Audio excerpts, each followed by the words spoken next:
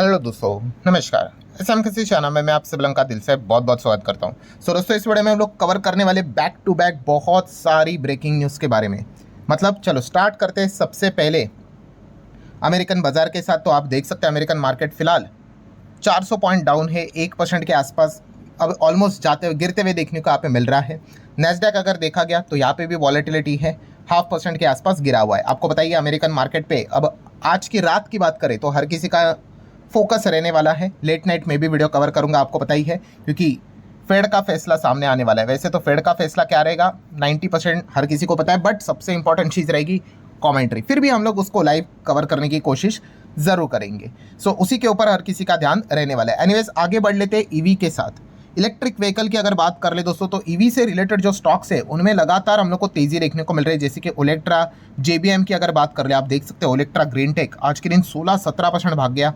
JBM की अगर बात कर ले 18-19% तक भागते हुए देखने को मिल गया। और भी बहुत सारी कंपनी, एथर एनर्जीज की अगर बात कर ले तो इतनी ज़्यादा तेज़ी, ओला इलेक्ट्रिक भी चलो वो भी भागते हुए देखने को मिल गया।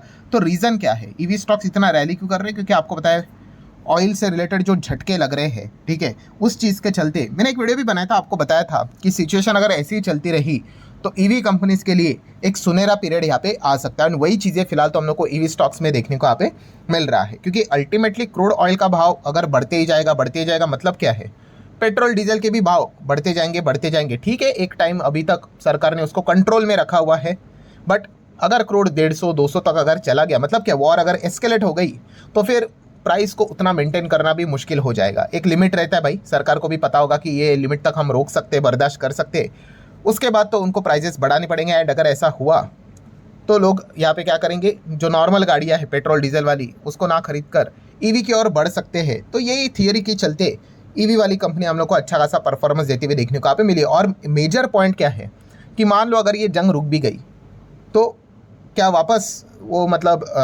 होगा नहीं वहाँ पे कुछ दिक्कतें, ऐसी कोई बात है बिल्कुल भी नहीं है। ये बार बार ये चीज़ें होती रहती है, इसलिए तो ईवी से रिलेटेड जो कंपनियां हैं वो ज़्यादा हम लोग को फोकस में आते हुए देखने को मिल रही है।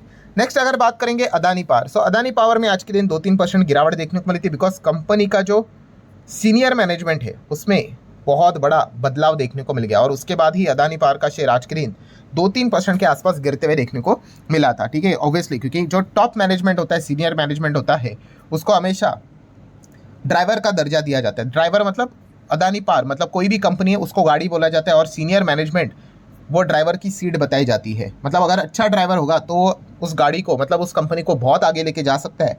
एंड अगर ख़राब ड्राइवर रहेगा तो कंपनी का अपना डेस्टिनेशन तक जाने का सफ़र काफ़ी लंबा हो सकता है।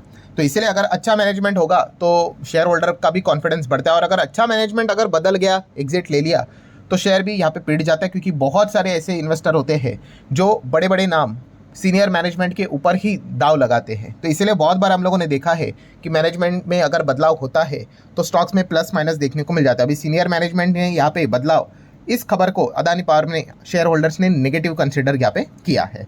नेक्स्ट बात करेंगे Concor, container corporation of India. Concor में आप देख सकते हैं दोस्तों, वॉर का झटका यहाँ पे लगते हुए देखने को मिल चुका है। कॉनकोर ने डिसाइड यहाँ पे किया है कि जो स्टोरेज रिलेटेड चार्जेस है, ठीक है, वहाँ पे रिलीफ प्रोवाइड करने का एक्सपोर्टर को। बट भाई उनको रिलीफ प्रोवाइड करोगे तो आपको दिक्कत यहाँ पे होगी बिजनेस को। तो यही चीज़ फिलहाल तो देखने को मिल रही है। बट अल्टीमेटली आपको बताइए ये एक सरकारी कंपनी है, तो सरकार वो चीज़ें यहाँ पे कर सकती है। नेक्स्ट अगर बात करेंगे अमर राजा की अगर हम लोग बात करें दोस्तों, तो अब अमर राजा हम लोगों को डिफेंस इलेक्ट्रॉनिक सेगमेंट में भी एंटर करते हुए देखने को मिल रहा है। आप देख सकते हैं अमर राजा आर्म मतलब सब्सिडरी, मतलब ऐसी कंपनी जिसके ऊपर अमर राजा का 50% कंट्रोल है, मतलब उन्हीं की कंपनी है। वो डिफेंस इलेक्ट्रॉनिक सेगमेंट में बिजनेस करते हुए देखने को मिलेगी। तो चलिए अच्छी बात है, उनका पोर्टफोलियो और ज़्यादा बिजनेस लेवल पे डाइवर्सिफाई होते हुए देखने को मिल रहा है। एफआईएसडीएस एक्टिविटीज़ की बात करेंगे दोस्तों, तो कोई बड़ी बात नहीं है। एफआईएस बस कितना बिकवाली कर रहे हैं वही देखने वाली बात है। 2700 करोड़ का माल एफआईएस ने यहाँ पे निकाला है। ठीक है, हरा रंग रहता है तो भी हम यहाँ पे एक ही एक्सपेक्ट करते थे, शायद से कम बिकवाली होगी। अब ये भी, अब बिकवाली कोई कम नहीं है, बड़ी है, बट इसके पहले 10-10 हज़ार करोड़, 8-8 हज़ार करोड़ का माल निकाला है, उस कॉन्टेक्स्ट में तो कम ही लगता है। ठीक है, अगर बाजार गिरा तो यही गिरावट 4-5-6 हज़ार करोड़ तक इजीली आगे एस्केलेट होते हुए देखने को मिल जाती है। दैन अगर हम बात करेंगे हमारे लिए जितना ये खबर देखे उतना ही खराब चीज़, झटके के ऊपर झटके हमारा रुपी 93 के करीब जाते हुए देखने को मिल रहा है। ये मैं ऑलरेडी बता चुका था आपको, संडे के दिन का ही वीडियो है। जिस प्रकार की सिचुएशन है, जिस प्रकार का माहौल है, कोई बड़ी बात नहीं कि इसी हफ्ते 93 का लेवल भी हम टच करें और उसी के आसपास हम आ भी चुके हैं। सो काफ़ी बुरी बात है। और डबल झटका मतलब कि आपको पता है करोड़ का भाव भी आप देख सकते हो अभी 109 110 तक जा रहा है। सो जितना ये ऊपर ऊपर जाएगा हमें यहाँ पे डॉलर में ही खरीदारी करनी पड़ती है। क्रूड की बैरल की अगर बात करें तो मैक्सिमम तो डॉलर से ही पेमेंट होता है, और ऊपर से हमारा रुपी भी वीक हो रहा है अगेंस्ट द यूएस डॉलर। सो ये डबल झटके यहाँ पे लगातार लगते जा रहे, जो हमारे इकोनॉमी के लिए किसी भी एंगल से अच्छी बात यहाँ पे नहीं है। सो लेट्स सी, अब यहाँ पे ये तो नॉन कंट्रोलेबल इवेंट है, हम कर भी क्या सकते हैं भाई। ये जो चीज़ें चल रही है इसके ऊपर कोई भी मतलब किसी का भी डायरेक्टली कंट्रोल होता नहीं है। नेक्स्ट गोल्ड सिल्वर की बात करें दोस्तों, तो गोल्ड भी आप देख सकते हो $5,000 के फाइनली नीचे आ चुका है। 2-3% की गिरावट गोल्ड में है। सिल्वर भी 2-3% नीचे आते हुए देखने को मिल चुका है। गोल्ड सिल्वर की क्रेजीनेस जो हम लोग को देखने को मिली थी, ठीक है, अब धीमे धीमे करके वो मतलब बोलते हैं ना एक पागलपंती नॉर्मलाइज होते हुए देखने को मिले। मैं अगेन कह रहा हूँ गोल्ड सिल्वर सब बढ़िया है, एक ही चीज़ में प्रॉब्लम है, कौन सा?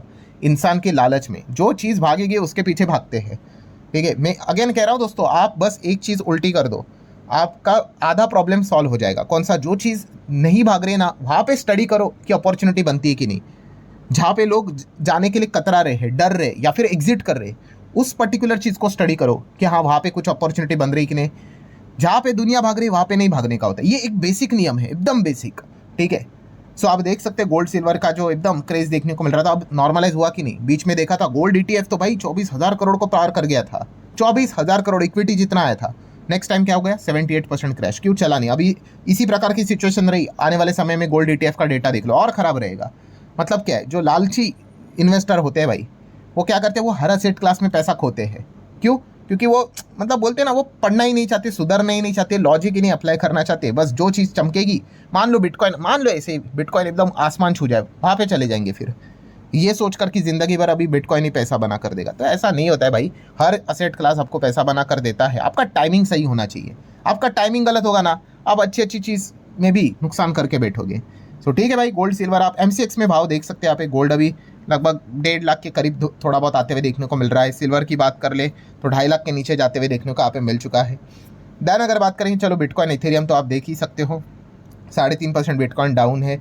इथेरियम की बात कर ले तो ये ज़्यादा वॉलेटाइल रहते हैं, 6% के आसपास इथेरियम नीचे आते हुए देखने को मिल रहा है। देन जियो IPO की बात कर ले, अलग अलग खबरें आती रहती है, बट फाइनली आप देख सकते हो दोस्तों, रिलायंस ने अपॉइंट कर दिया है 17 बैंकर्स को। किसके लिए? तो समवेयर अराउंड पोटेंशियल मतलब एक अंदाज़ा लगाया जा रहा है कि 40,000 करोड़ का जियो प्लेटफॉर्म के IPO के लिए, ठीक है। तो बैंकर अपॉइंट करना ये सबसे बड़ा हिंट होता है कि बॉस IPO आ रहा है।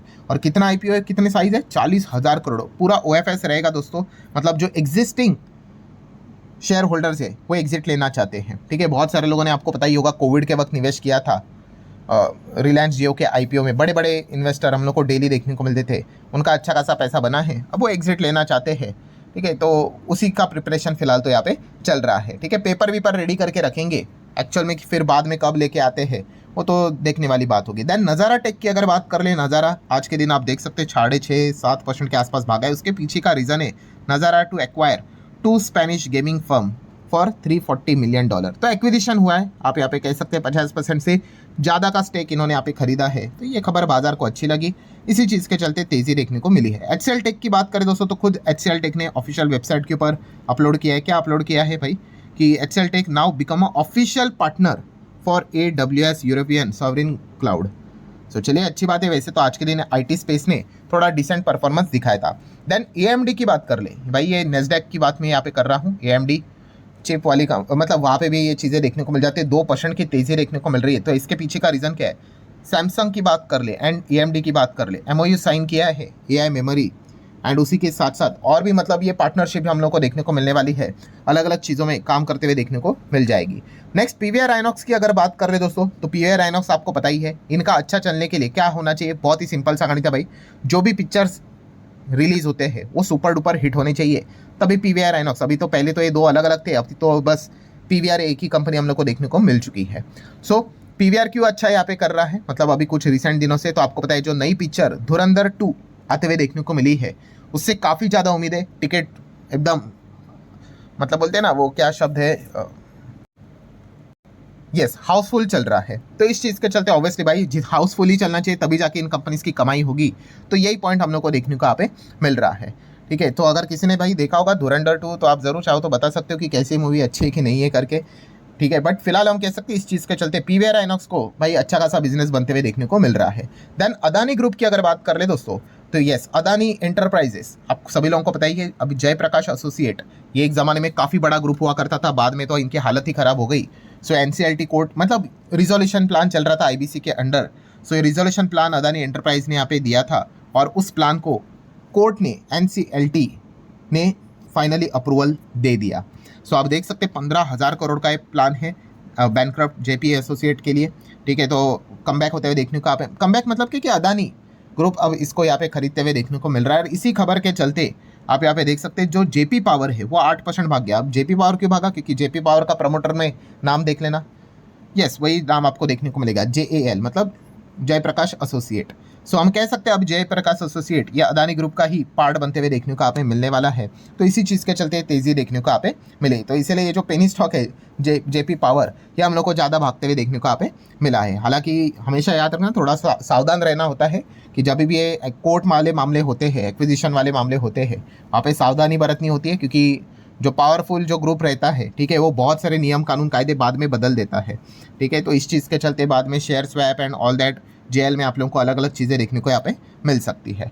सो ठीक है दोस्तों, जितने भी इंपॉर्टेंट पॉइंट्स थे वो सारे यहाँ पे कवर कर लिए। वीडियो हेल्पफुल लगा होगा चाहो तो लाइक एंड शेयर कर सकते हैं। अभी इसके बाद हम फेड का फैसला क्या होगा उसके ऊपर एक लाइव वीडियो, मतलब रिकॉर्ड वाला पॉइंट यहाँ पे रहेगा, उसको कवर करने की कोशिश करेंगे। लेट्स सी क्या रिएक्शन देखने को मिलता है कि नहीं मिलता है, वो सारे पॉइंट्स को कवर करेंगे। फिलहाल इस वीडियो को यहीं पे रखना चाहूँगा। सो तब तक के लिए बाय बाय।